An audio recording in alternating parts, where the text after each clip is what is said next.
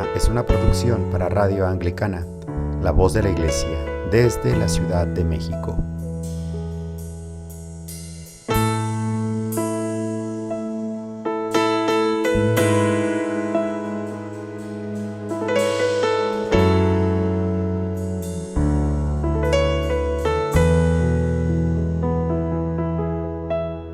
Entra, la puerta está abierta, quiero que conmigo vengas a cenar.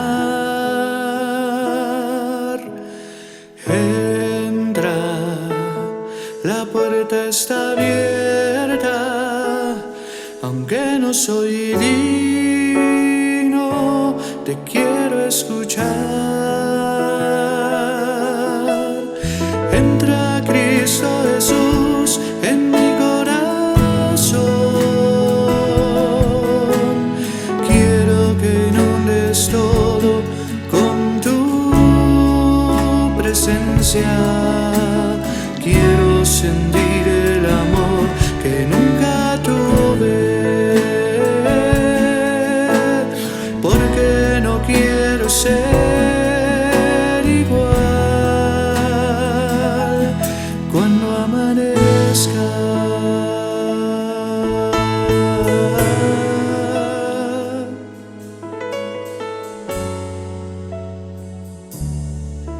Una vez más, sean bienvenidos a su programa Jesús, las mujeres y yo, un espacio de reflexión bíblica con ojos y voz de mujer. Les saluda una vez más la reverenda Elisa Medina Fuentes, rectora de la parroquia de San Lucas de la Diócesis de México. Vamos a unirnos en un momento de oración antes de empezar nuestra reflexión. Oremos.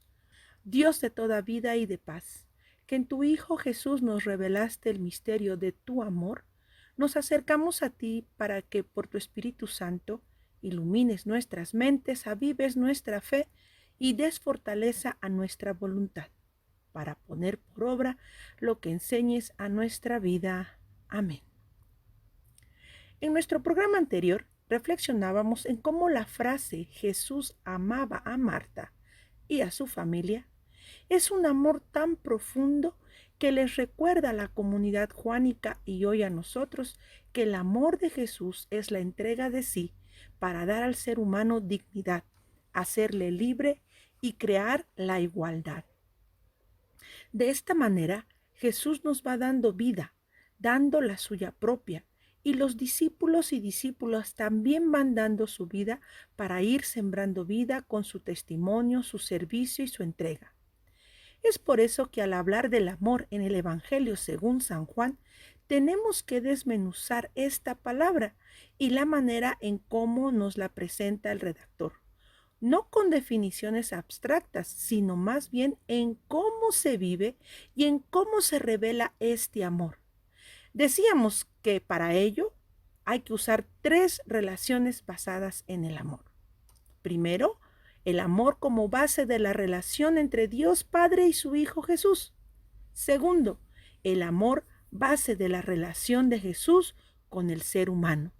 Y tercero, el amor como base de la relación entre los seres humanos. Del primer punto, el amor base de la relación entre Dios Padre y Jesús su Hijo, hablábamos en nuestro programa anterior. Y aquí hago un paréntesis, si no tuvieron oportunidad de escucharlo, les invito a que lo hagan. Es el programa 9. Y regístrense en la plataforma de Radio Anglicana, ahí van a encontrar este y los otros 8 podcasts del programa Jesús, las mujeres y yo. Bueno, cierro el comercial. Ahora bien, decíamos que en esta relación de Padre con Jesús, su Hijo, es el amor la base, el fundamento de la encarnación de Jesús. Es el amor la motivación de Jesús para darnos a conocer a Dios. Y es el amor lo que da sentido al misterio pascual, misterio que anuncia, anima a la comunidad juánica. Nuestro segundo punto es hablar sobre el amor como base de la relación de Jesús con el ser humano. Hemos dicho que el encuentro de Jesús con Marta de Betania se entiende precisamente de la base del capítulo 11, versículo 5, y amaba Jesús a Marta. Al igual que la relación del Padre con Jesús, Jesús ama a los suyos dándose él mismo y colocando al ser humano en una relación de amor con él, de amigos y ya no de siervos, como lo dirá en el capítulo 15, versículo 15, porque nos ha dado a conocer al Padre. Esta asignación relacional de amor, ya no de siervos o siervas, sino de amigos o amigas de Jesús, aplicada a la persona de Marta, podemos decir entonces, si Jesús la ama, entonces ella deja de ser una sierva, pero en el sentido de esclava o de servidumbre, y esto la colocará fuera de los roles sociales impuestos por varones a las mujeres, ya comentada al inicio de nuestro encuentro. Jesús, al amar a Marta y darle el título de amiga, revela el poder y la gloria de Dios manifestada en él. Yo soy la resurrección y la vida, el que cree en mí aunque muera vivirá. Le dirá a ella. Como se ha venido mencionando, es la entrega de Jesús que va dando vida al ser humano, dando dignidad, libertad e igualdad. Otra consideración que encontramos en este segundo punto, el amor base de la relación de Jesús con el ser humano, se da precisamente en ese encuentro tan cercano y directo que se narra de Jesús con Marta. Es el hecho de que Marta sea colocada como la responsable de la casa o la que atiende la casa, al ser mencionada incluso primero que su hermano, el varón Lázaro, e identificar la aldea de Betania como la de Marta y María, y que incluso la alusión a que María fue la que ungió los pies de Jesús, antes de mencionar el hecho en sí mismo, que será narrado en el capítulo 12, y donde una vez más Marta aparece sirviendo la mesa y atendiendo la casa, serán estas dos funciones que el redactor menciona en Marta, servir la mesa y atender la casa, que no serán funciones usadas solamente para encuadrar la escena de la resurrección de Lázaro, sino que abren una ventana a la cual deja ver la función de Marta como encargada de una iglesia doméstica.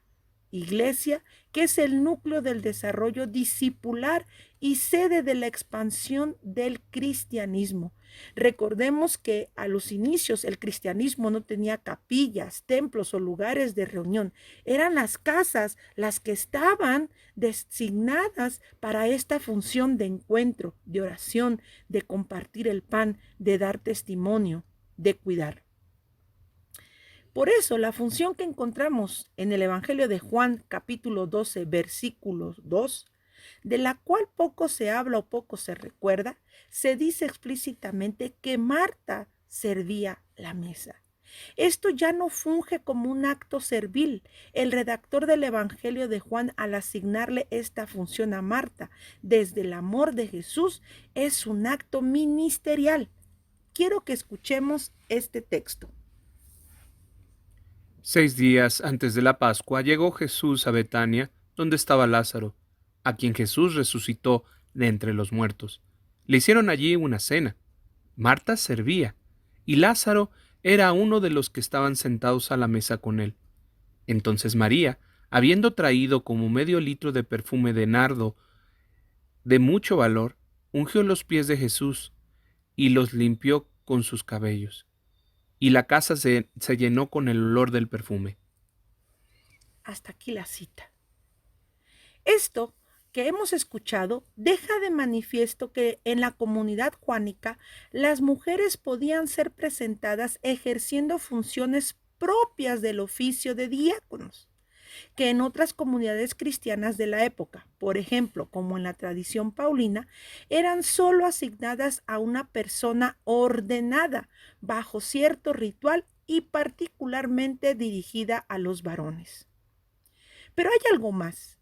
el diálogo central entre Marta y Jesús, que en realidad es el centro de este relato, de este capítulo 11, y no precisamente el milagro de la resurrección de Lázaro, que realmente viene a ser el desenlace, nos enseña mucho. Solo vamos a tomar dos aspectos para nuestra reflexión. Escuchemos pues este diálogo central de los versículos 25 y 27 del capítulo 11. Jesús dijo entonces: Yo soy la resurrección y la vida. El que cree en mí, aunque muera, vivirá, y todo el que todavía está vivo y cree en mí, no morirá jamás. ¿Crees esto? Ella le dijo: Sí, Señor, yo creo que tú eres el Mesías, el Hijo de Dios, el que tenía que venir al mundo. Hasta aquí la cita. Empecemos desde la confesión de Marta.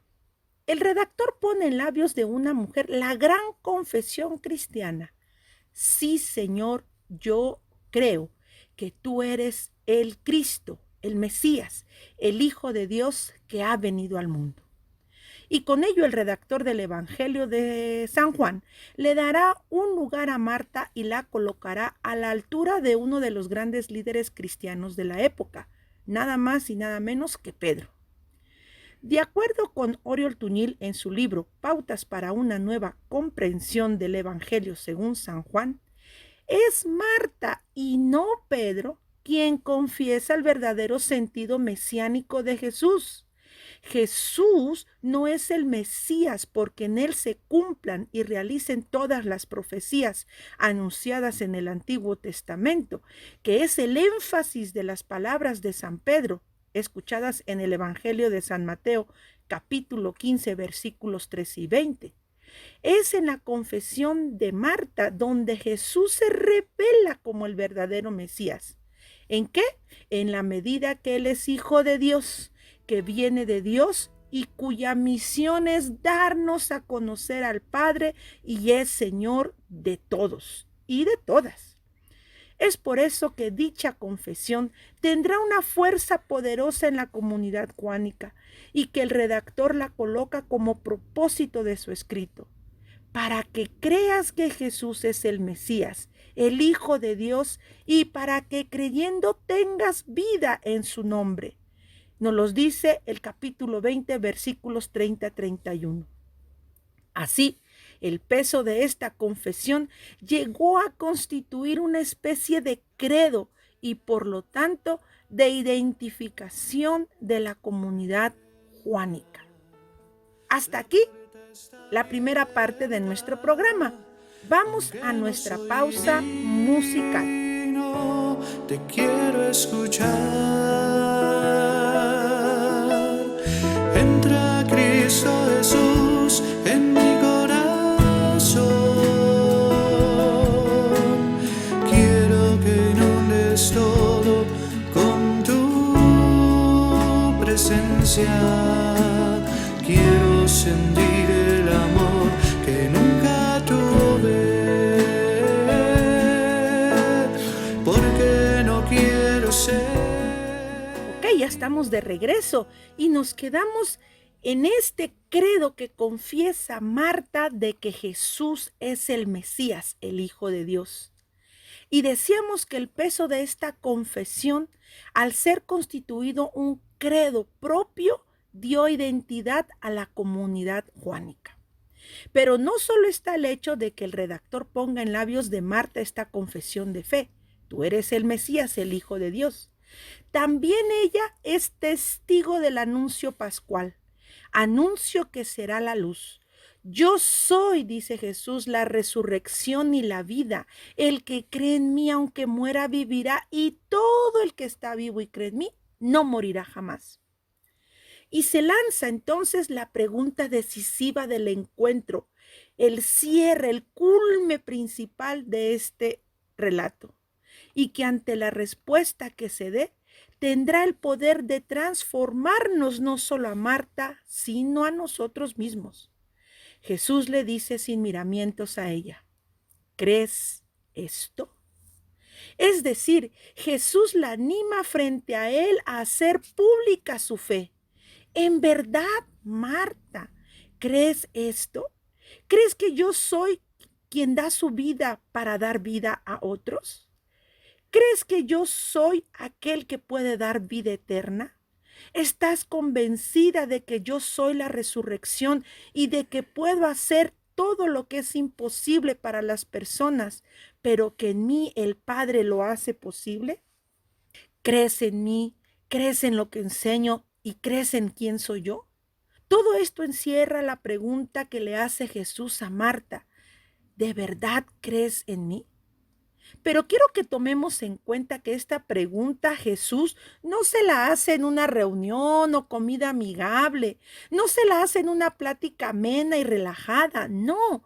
Marta ha sepultado a su hermano. Hay confusión, hay dolor en por qué Jesús no llegó a tiempo. Inclusive hay un gran grupo llorando con ellas. Su hermana está sufriendo al grado que está en su casa. Ella cree, Marta conoce su fe, pero esta fe se está poniendo a prueba ante todos los eventos de las últimas semanas. Cuidar a un ser querido enfermo, ver cómo éste se debilita y que sus oraciones y peticiones no son escuchadas. Está en riesgo su vida y la de su hermana de quedar solas en un mundo patriarcal. Y tal como lo dice el texto, su hermano muere. Y es en ese momento de su vida donde todo parece derrumbarse que Jesús le pregunta, ¿crees en mí? ¿Crees en mí? ¿Y no es acaso una pregunta que tú y yo también debemos contestar? ¿Cuántas personas se sienten o afrontan situaciones como las que está pasando Marta el día de hoy? Hay mucha gente que está sufriendo, enferma o enfrentándose a la muerte, con la pérdida de su sustento, con familias que desaparecen por esta pandemia, en momentos de confusión, de angustia y miedo. El lugar donde la fe se pone a prueba, donde si todo lo que decimos y sabemos de Dios en verdad lo creemos, en verdad lo vivimos, en verdad podemos contestarle a Jesús. Y hoy que estás escuchando este programa, no por coincidencia, sino porque llega a ti esta pregunta, lo mismo que Jesús le dice a Marta. Sin yo saber, te lo digo, qué situación estás afrontando en este momento de tu vida. Jesús está ante ti y te dice, yo soy la resurrección y la vida. El que cree en mí, aunque esté muerto, vivirá, y el que está vivo no morirá. ¿Crees esto? Yo no contestaré esta pregunta por ti. Tú tendrás que responder ante Dios. Lo que sí puedo decirte y que por la misericordia de Dios en su palabra nos ha sido revelada, es una respuesta, la que tenemos, la que dio Marta. Sí creo en ti, dice ella, que tú eres el Mesías al que esperábamos. Creo en ti que eres esperanza. Creo en ti que eres el Hijo de Dios, el Emmanuel, Dios mismo entre nosotros. Tú eres el enviado de Dios nuestro Padre. Sí creo. Resuenan las palabras de Marta en su corazón y en el nuestro. Y entonces, pese a toda probabilidad, un milagro se da en la propia vida de Marta. Y no me refiero solamente al de ver a su hermano vuelto a la vida otra vez, sino ese milagro transformador de todo aquel o aquella que se abandona, que se deposita en las manos de Dios. Es esta sacudida interior cuando tú le dices a Jesús, yo creo, cuando solamente es su amor el que te sostiene y que ante Jesús, como Marta, lleves a un entendimiento tu fe, aún antes de que suceda, por ejemplo, en ella el milagro de su hermano. Incluso antes de que ella lo pudiera comprender, el texto nos dice que Jesús la amaba. Jesús se acerca a ti porque te ama, porque así como Jesús amaba a Marta, te ama a ti.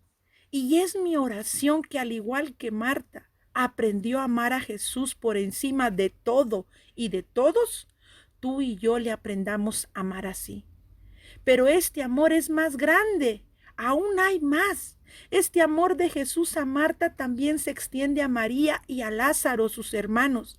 Es decir, el amor de Dios para ti también se extiende a tu familia, porque déjame decirte que no eres el único o la única que necesita de este amor. También quienes están a tu alrededor, que también están viviendo sus experiencias de fe y donde esta misma fe se está poniendo a prueba, necesitan saber que Dios les ama. Ahora bien, todos los recursos que maravillosamente usa el redactor del Evangelio según San Juan, la curiosidad, el estupor que provoca en sus primeros oyentes y que también nos alcanza a nosotros, lo hace para que el lector se identifique profundamente con la familia de Betania y responda en reciprocidad al amor de Jesús y crea en él. Y como decíamos, es tan grande la obra de Jesús que al no encontrar una explicación que pueda satisfacer nuestra mente, se vuelve un acto imposible a veces de creer y por tanto no verídico que Jesús haga un milagro sobrenatural como es el de levantar a Lázaro de la tumba. Al final, parece que es eso lo que experimentan algunos judíos que ante no poder entender el acto amoroso de Dios, le rechazan y no creen en Jesús, al grado que arman la estrategia para llevarlo a la cruz. Pero a los que sobre todo y todos dicen como Marta, sí creo, y deciden seguir a Jesús, son aquellos hombres y mujeres que serán llamados discípulos y discípulas de Jesús. Es muy importante esto en la tradición de la comunidad juánica, pues recordemos precisamente que el nombre que le da el redactor a su persona, que normalmente se identifica con San Juan, se refiere a sí mismo como el discípulo amado. Esto es extraordinario y bellamente expresa todo lo que hemos venido diciendo. Al menos podemos encontrar 6 referencias bíblicas muy claras sobre este título del discípulo amado que se usa en el Evangelio. Juan 13:23 dice: Uno de sus discípulos, el que Jesús amaba, estaba a la mesa reclinado en el pecho de Jesús. Juan 19:26. Y cuando Jesús vio a su madre y al discípulo a quien él amaba, que estaba allí cerca, dijo a su madre: Mujer, he ahí a tu hijo. Juan 20:2. Entonces corrió y fue a Simón Pedro y al otro discípulo a quien Jesús amaba y les dijo: Se han llevado al Señor del sepulcro y no sabemos dónde lo han puesto. Juan 21:7. Entonces aquel discípulo a quien Jesús amaba dijo a Pedro: Es el Señor. Oyendo pues Simón Pedro que era el Señor, se ciñó de la ropa.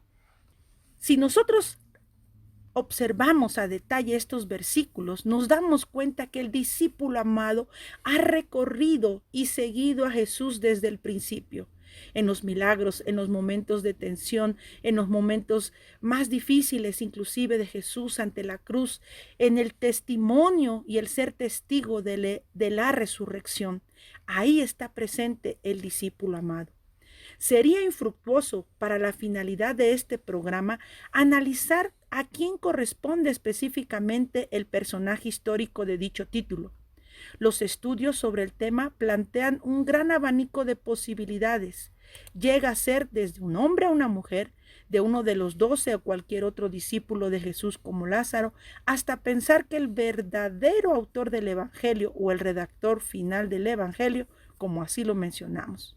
Por lo tanto, para efectos de nuestra reflexión, más importante que identificar a este discípulo con uno o varios personajes históricos es definir la función que desempeña en el relato evangélico, por lo que la persona del discípulo amado será para nosotros una figura teológica.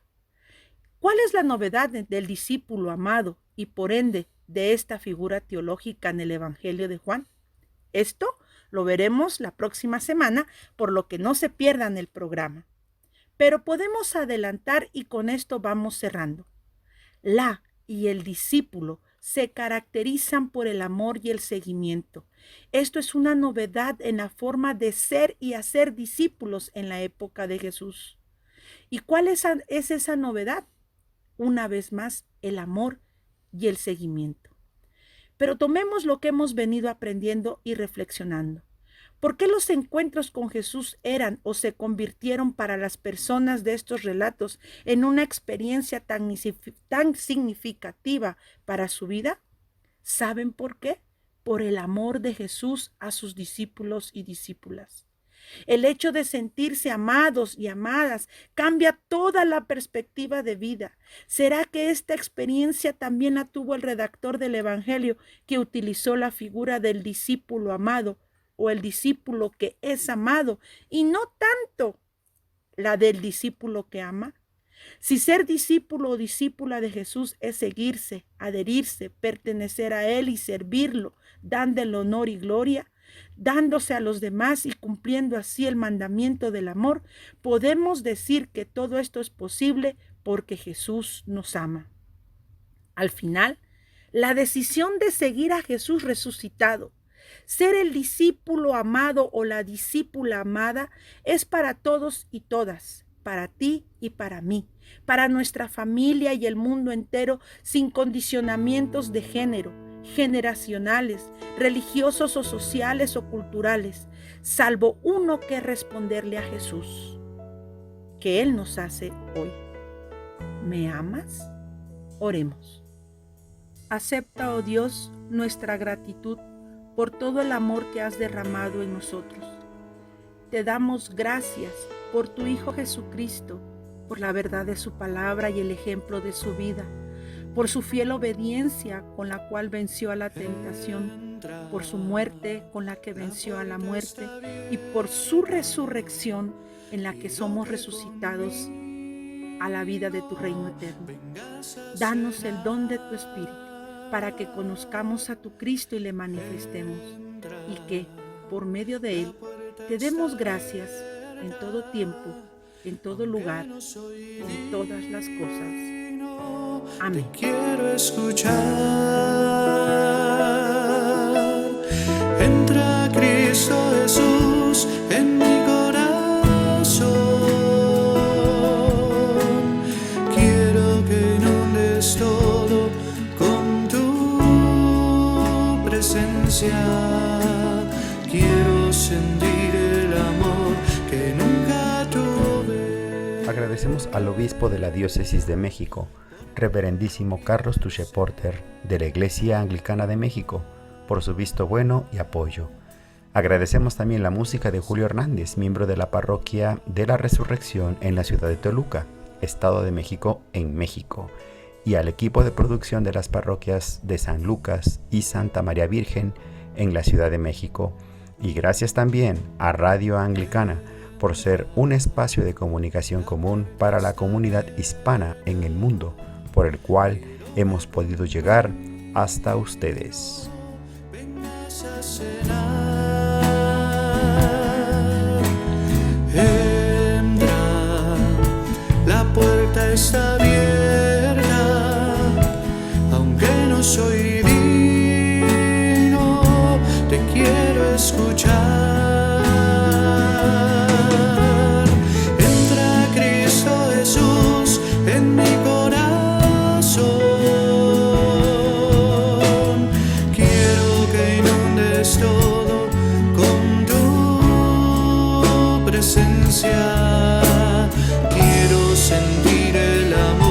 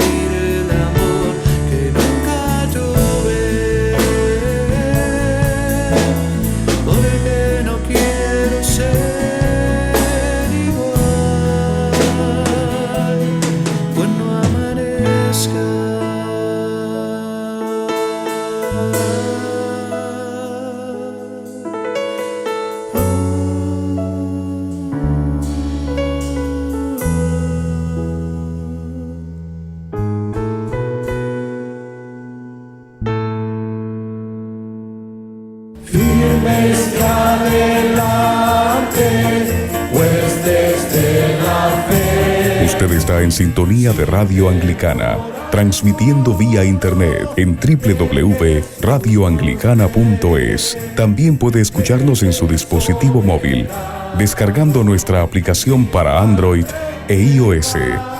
Radio Anglicana, la voz de la Iglesia.